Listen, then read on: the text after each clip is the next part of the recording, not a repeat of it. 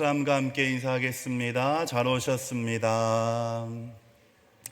한 번 더 인사하겠습니다. 사랑하고 축복합니다. 사랑하고 축복합니다. 우리 권사님들 귀한 찬양 준비해 주셔서 감사드리고, 이 찬양의 가사가 우리의 믿음에 고백되어지기를 소망합니다. 가을비가 내리는 금요일 밤입니다. 비가 내릴 때에 우리 마음이 참 따뜻해지고 여유가 생기는 것 같고, 또 이번 여름에 강릉이 물이 없어 참 어려움을 겪고 있다고 하는데, 오늘과 내일까지 많지는 않지만 비가 내리고 있다고 하니 참 감사한 일이기도 합니다.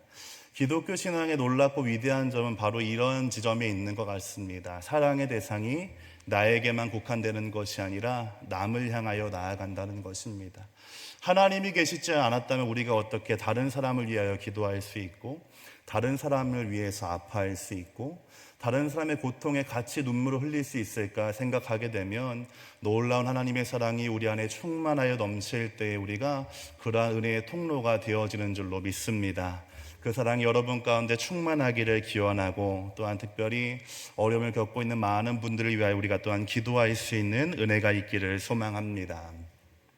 오늘 우리가 읽은 에스겔 37장은 절망의 자리, 아무런 소망도 희망도 발견할 수 없는 그러한 현실 가운데 하나님이 어떻게 일하시는가를 우리에게 보여주는 말씀입니다. 에스겔 선지자가 활동하는 시기는 이스라엘이 완전히 패망하고 성전이 무너지고 모든 자유마저 다 빼앗긴 채 바벨론에서 포로로 살 때였습니다. 인생의 또한 민족의 가장 어두운 시기 가운데 에스겔은 하나님으로부터 부르심을 받아 하나님이 주시는 환상을 보게 된 것입니다. 이 환상의 내용이 무엇인가 하니, 이스라엘 현실과도 같이 골짜기 가운데 마른 뼈들이 많이 널려 있게 됐는데, 그러한 뼈들 가운데 주님이 말씀하실 때에 그 뼈가 연결되고 살이 채워지고 가죽이 덮어지면서 살아있는 하나님의 군대가 되는 환상을 보게 되었던 것입니다. 사람의 눈으로 볼 때 이스라엘 현실은 아무런 희망도 없는 것이었습니다. 마른 뼈들처럼 그저 그렇게 남아있을 수밖에 없는 것, 이제는 다 끝났구나, 다 망했구나. 특별히 당시 고대 사회에서 민족과 민족 간의 전쟁은 단순히 군사력의 싸움이 아니라 각 민족이 믿는 신들의 전쟁이기도 했습니다. 그러니 이스라엘이 망했다라고 하는 것은 전쟁에서 졌다는 의미일 뿐만 아니라 창조주 하나님으로 이 세상을 만물을 지으신 그 하나님을 유일한 분으로 믿어왔던 이스라엘에게 있어서는 하나님이 지셨는가라고 하는 민족의 정체성, 신앙의 정체성이 흔들리는 아주 충격적인 사건이었던 것입니다. 그러하기에 바벨론의 포로로 살아가던 그들에게 있어서 하나님을 향하여 더 이상 영적으로 반응할 수 없고 주님을 믿음의 눈으로 바라볼 수 없는 마른 뼈와 같은 현실이 이스라엘의 상황이 되었던 것입니다. 바로 그러한 때에 하나님이 에스겔 선지자를 골짜기로 인도하여 가십니다. 그리고 골짜기 가운데 하나님의 말씀이 선포될 때에 마른 뼈가 살아나는 환상을 보여주시게 됩니다. 이 환상은 단순히 2500년 전 먼 곳에 있는 이야기가 아니고 성경 속에만 살아있는 그러한 이야기도 아니고 그저 환상처럼 신비한 일도 아니라 오늘 우리의 삶에도 지금도 동일하게 나타날 수 있는 하나님의 역사인 줄로 믿습니다. 우리의 삶의 마른 뼈와 같은 현실들, 절망이 있는 현실들, 내 안에서는 희망을 발견할 수 없는 그러한 상황 가운데 하나님이 찾아오셔서 말씀하시고 생기를 불어넣으실 때에 새 생명이 나타나게 되는 역사, 오늘 이 저녁 가운데 충만하기를 소망합니다. 우리 1절부터 3절 말씀 다시 한번 읽어보겠습니다. 1절부터 3절 함께 읽겠습니다. 여호와께서 권능으로 내게 임재하시고 그의 영으로 나를 데리고 가서 골짜기 가운데 두셨는데 거기 뼈가 가득하더라. 나를 그 뼈 사방으로 지나가게 하시기로 본즉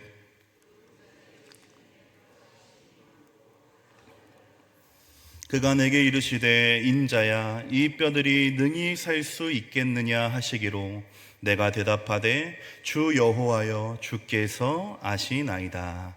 아멘. 하나님은 에스겔을 한 골짜기로 데리고 가시는데 그 골짜기에 가보니 수많은 뼈들이 널려 있었습니다. 성경은 이 상황을 심이 많고 아주 말랐다 이렇게 표현합니다. 골짜기에 뼈가 많았을 뿐만 아니라 이미 오래전에 죽어버려서 다시는 살아날 수 없을 정도로 완전히 마른 상태.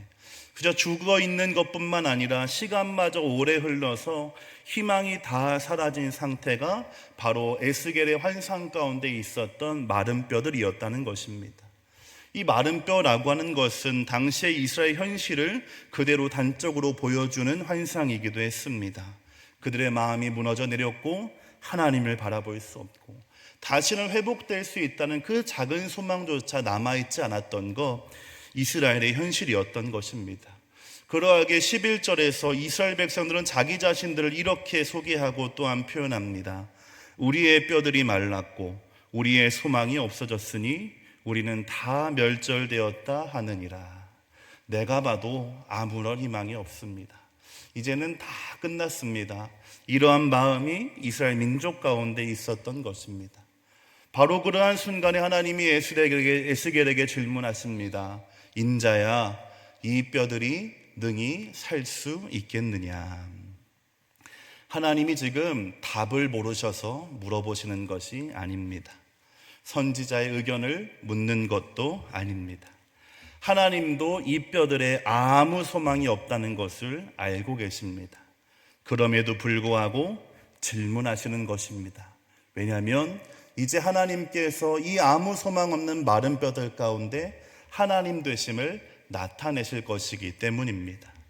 에스겔 선지자가 대답합니다. 주 여호와여, 주께서 아시나이다. 주님은 아십니다. 나는 잘 모르겠다라고 부정하는 것도 아니고 확신할 수 없다고 부인하는 것도 아닙니다. 그저 그렇다, 아니다, 단정하지 않을 뿐 모든 결과가 하나님께 있음을 고백하고 있는 것이고 일말의 가능성조차 하나님께 달려있음을 맡기며 고백하는 말입니다. 나는 알 수 없지만, 내 눈에는 안 될 것 같지만 하나님은 하실 수 있다라고 굳게 믿고 있는 것입니다. 신앙이라고 하는 것은 이처럼 내가 알 수 있다, 나에게 무엇이 있다라고 말하는 것이 아니라 하나님은 아십니다. 하나님은 하실 수 있습니다 라고 고백하는 데서 출발하는 줄로 믿습니다. 때때로 하나님도 우리에게 물으실 때가 있습니다. 이 뼈들이 능히 살 수 있겠느냐? 내 힘으로 할 수 없는 일들, 다시 살아날 아무 가망이 없는 일들, 가정일 수 있고 건강일 수 있고 삶과 신앙의 여러 가지 어려움 가운데 주님이 우리에게도 이 뼈들이 능히 살겠느냐 물어보실 때가 있습니다. 우리의 눈으로 바라보면, 상황만 바라보게 되면, 나를 바라보게 되면 할 수 없습니다 라고 대답하는 것이 마땅할 것입니다. 그러나 지금도 함께 하셔서 우리를 도우시는 하나님을 바라볼 수만 있다면 우리도 하나님은 아십니다, 하나님은 능히 하실 수 있습니다 고백하게 될 줄로 믿습니다. 우리 4절부터 8절까지의 말씀도 우리 한 절씩 교독하여서 읽겠습니다. 또 내게 이르시되 너는 이 모든 뼈에게 대언하여 이르기를 너희 마른 뼈들아 여호와의 말씀을 들을지어다.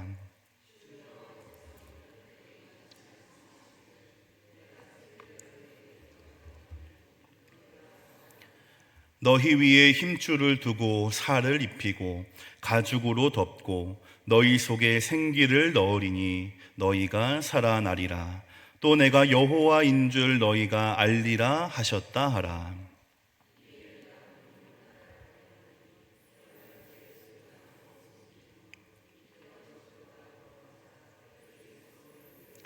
함께 읽겠습니다. 내가 또 보니 그 뼈에 힘줄이 생기고 살이 오르며 그 위에 가죽이 덮이나 그 속에 생기는 없더라. 아멘. 신앙을 여러 가지로 정의할 수 있겠지만 신앙은 하나님의 일하심과 그에 대한 사람의 응답과 반응으로 설명할 수가 있습니다. 하나님의 질문에 선지자가 주께서 아십니다 믿음으로 반응했습니다. 이제 하나님의 명령이 이어지게 됩니다. 주님의 명령은 이 뼈들에게 대언하라라고 하신 것입니다. 이미 끝난 것 같고 아무 소망도 없는 마른 뼈들에게 말씀을 선포하라라고 하시는 것입니다. 우리가 오늘 본문을 읽을 때 계속해서 반복되고 있는 특징 중에 하나는 무엇이냐면 에스겔 선지자가 하는 일이 없다는 것입니다. 우리 하나님의 사람, 하나님의 능력을 받은 자가 무엇인가를 하지 않을까라고 하는 막연한 기대와 생각을 가지고 살아갑니다. 그런데 오늘 말씀 가운데 보게 되면 위대한 선지자가 그저 하는 일은 하나님 주신 말씀을 대신 전하는 것 그 한 가지입니다. 우리에게도 어쩌면 그것이 필요한지 모르겠습니다. 하나님이 능력 주시면 내가 무엇을 할 수 있습니다. 하나님이 이것 해주시면 내가 무엇을 할 수 있습니다. 말하기 이전에 주님 말씀하신 것이 나의 삶에 이루어지기를 소망하며 하나님 말씀하신 것이 나를 통해 그저 흘러가기를 기대하는 것, 우리에게 굉장히 중요하고 또한 필요한 신앙의 모습이 되겠습니다. 에스겔이 하나님 말씀을 있는 그대로 전하게 됩니다. 너희 마른 뼈들아 여호와의 말씀을 들을지어다. 이 마른 뼈들이 귀도 없는데 청각신경이 다 없어지게 되었는데 말씀을 들으리 그 가능성 하나도 없지만 선지자는 주의 말씀을 그대로 순종했던 것입니다. 이때 놀라운 변화가 일어나기 시작합니다. 마른 뼈들이 서로 자리를 맞추며 연결되기 시작합니다. 힘줄이 생기고 살이 오르며 가죽이 덮이게 됩니다. 하나님의 말씀이 선포되자 무너진 곳들에 질서가 생기고 이 해체되고 망가진 것들이 다시 온전함을 회복하게 된 것입니다. 선지자가 한 것은 그저 하나님 말씀을 대언한 것뿐이었습니다. 그런데 그 말씀이 하나님의 말씀이었기 때문에 천지 만물을 말씀으로 지으신 하나님의 말씀이었기 때문에 이 마른 뼈들에게 하나님의 창조의 역사가 새롭게 일어나게 되었던 것입니다. 그러하기에 우리의 삶에 필요한 것, 우리가 참으로 소망하고 구해야 될 것이 있다면 하나님의 말씀일 줄로 믿습니다. 성경 속에 있는 글자로의 말씀이 아니라 내가 그저 습관적으로 알고 있는 지식의 영역의 말씀이 아니라 수천 년 전 근동의 지역에 있는 다른 지역의 신화가 아니라 오늘 나의 삶에 지금도 살아서 역사하시는 그 하나님의 말씀이 필요한 것입니다. 말씀하신 그대로 이루어지는, 말씀하신 그대로 이루어지게 되는 그 하나님의 말씀이 우리의 삶에 필요한 줄로 믿습니다. 참 감사한 것은 하나님이 언제나 우리를 찾아오신다는 사실입니다. 마른 뼈가, 죽어있는 마른 뼈들이 할 수 있는 것은 아무것도 없습니다. 하나님을 바라볼 수도 없고 나아갈 수도 없고 찾아갈 수도 없는 것, 마른 뼈의 현실입니다. 그러하기에 하나님은 이 뼈들에게 찾아오시고 또한 우리에게 찾아오십니다. 그리고는 그 생명의 능력이 담긴 그 말씀을 우리에게 허락하여 주시는 것입니다. 그러하기에 하나님이 찾아오심은 우리에게 은혜가 되고 찾아오실 뿐만 아니라 말씀하신 하나님은 우리에게 참 사랑이 되어주시고 그 말씀을 믿는 자의 삶에 반드시 이루어지도록 하시기에 주의 말씀은 능력이 되는 것입니다. 삶의 어려움이 있다면, 신앙의 어려움이 있다면, 내 뜻대로 되지 않는 마른 뼈와 같은 현실 가운데 우리가 있다면 우리가 바라보고 소망해야 될 것은 이 하나님의 은혜인 줄로 믿습니다. 우리 사랑하는 성도 여러분, 나를 바라보지 마시고 문제와 상황을 바라보지 마시고 눈을 들어서 하나님을 바라보실 수 있기를 축복합니다. 우리의 하나님, 우리를 도우시는 주님, 우리의 어두운 눈이 밝혀지게 될 때에 아람 군대를 두려워하던 이 엘리사의 시종이 영적인 눈이 밝아졌을 때에 함께 하시는 하나님의 천군 천사를 보게 되었던 것처럼 하나님의 우리와 함께 하심, 지금도 일하고 계시는 그 하나님의 노력과 열심을 우리가 깨닫고 발견하게 될 줄로 믿습니다. 우리 계속해서 말씀 보겠습니다. 9절부터 14절입니다. 9절부터 14절 한 절씩 교독하겠습니다. 또 내게 이르시되 인자야 너는 생기를 향하여 대언하라. 생기에게 대언하여 이르기를 주 여호와께서 이같이 말씀하시기를 생기야 사방에서부터 와서 이 죽음을 당한 자에게 불어서 살아나게 하라 하셨다 하라.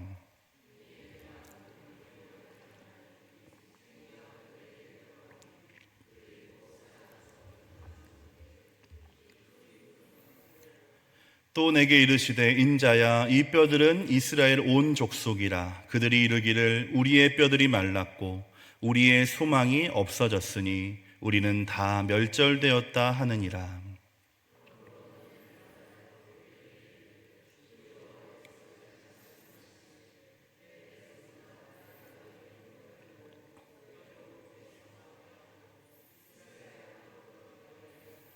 내 백성들아 내가 너희 무덤을 열고 너희로 거기에서 나오게 한즉 너희는 내가 여호와인 줄 알리라.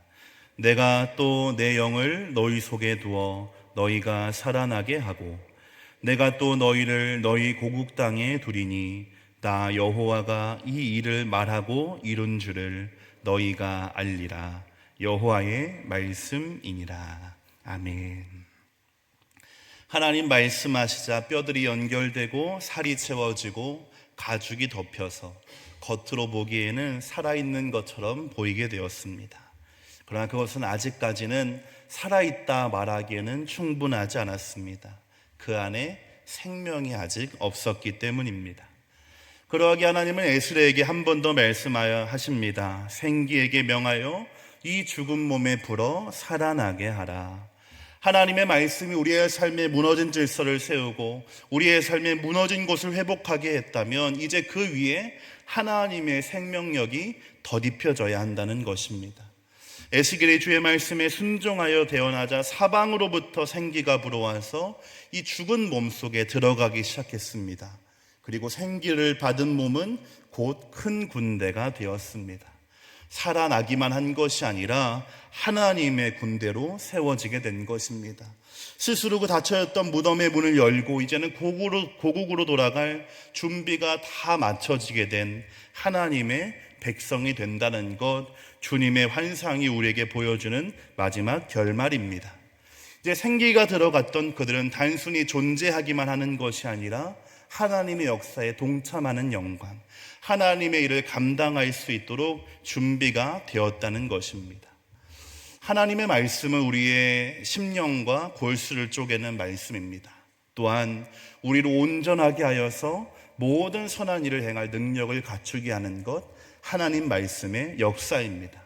그러므로 우리는 말씀에 충만하여야 하고 말씀으로 충만하기를 소망해야 됩니다. 그러나 이 말씀의 충만함 위에 하나가 덧입혀져야 하는데 그것은 바로 하나님의 생명력으로 충만해지는 것입니다. 하나님의 성령으로 충만해져야 된다라고 하는 것입니다. 성령이 우리의 말씀에 우리의 심령 가운데 임하시게 될 때에 이 하나님의 말씀은 단순한 지식이 아니라 살아있는 능력이 됩니다. 껍데기와 형식에 머무르는 것이 아니라 우리의 삶과 신앙이 생명력을 가지는 그러한 신앙으로 변화가 되는 것입니다.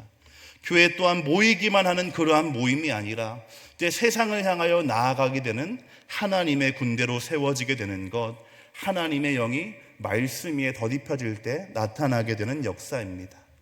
성경을 많이 알게 되면 요즘에 제가 의학 드라마 몇 편을 이렇게 재밌게 보게 되었는데 아주 얇은 새로 만들어진 칼을 메스라고 합니다.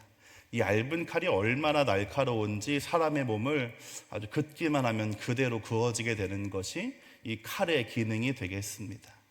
말씀을 많이 안다는 것은 이 생명력이 배제된 채로 말씀을 많이 안다는 것은 우리에게 지식이 쌓여간다 이렇게 이해하게 됩니다.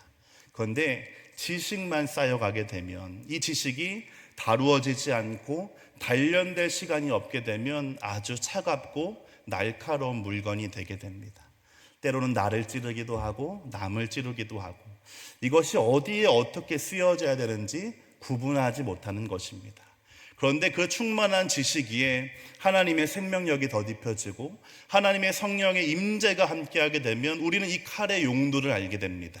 이것이 어디에 어떻게 쓰여야 하는 것이 옳은 것인지, 이 말씀이 나의 삶에는 어떻게 이해되어야 하는지를 깨닫게 해주는 것, 하나님의 성령의 역사인 줄로 믿습니다.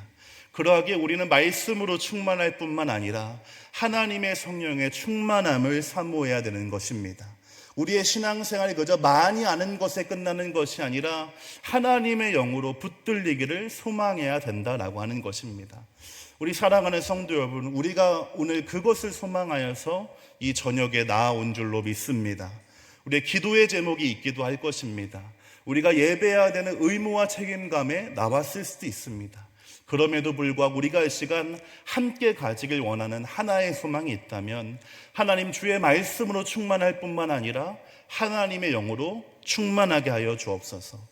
뜨뜻미지근한 신앙은 그만하고 관습적이고 습관적인 신앙은 내려놓고 하나님의 영으로 충만하여서 살아있는 신앙이 되게 하여 주옵소서. 우리가 오늘 이 시간 간절히 소망하고 기도해야 되는 제목인 줄로 믿습니다. 이 저녁 저와 여러분 우리 모두에게 이러한 기대가 있기를 소망합니다. 하나님, 우리의 삶에 마른 뼈와 같은 현실들이 있습니다. 내가 보아도 희망 찾을 수 없는 현실들, 내가 보아도 할 수 없다는 말이 너무나 쉽게 나오는 그러한 상황들 하나님께 있는 그대로 올려드립니다. 오늘 찾아오셔서 말씀해 주시는 은혜가 있게 하여 주옵소서. 하나님 말씀하시면 마른 뼈들은 연결되고 살이 채워져서 더 살아나 하나님의 군대가 되는 것을 우리는 오늘 함께 살펴보았습니다. 이것을 성경 속의 이야기로 그저 넘겨두는 것이 아니라 오늘 우리의 삶에 나타나게 될 하나님의 은혜로 확신하실 수 있기를 바랍니다. 우리가 그 믿음을 가지고 주의 은혜를 간절하게 구하며 기도할 때에 하나님의 놀라운 은혜의 역사가 우리 가운데 나타나게 될 줄로 믿습니다. 특별히 여러분의 삶에 이 기도가 필요한 제목이 있다면, 또한 건강으로, 가정의 일들로, 여러 가지 일들로 기도가 필요한 그러한 영역들이 있다면 이 시간 함께 기도하는 은혜가 있으시기를 축복합니다.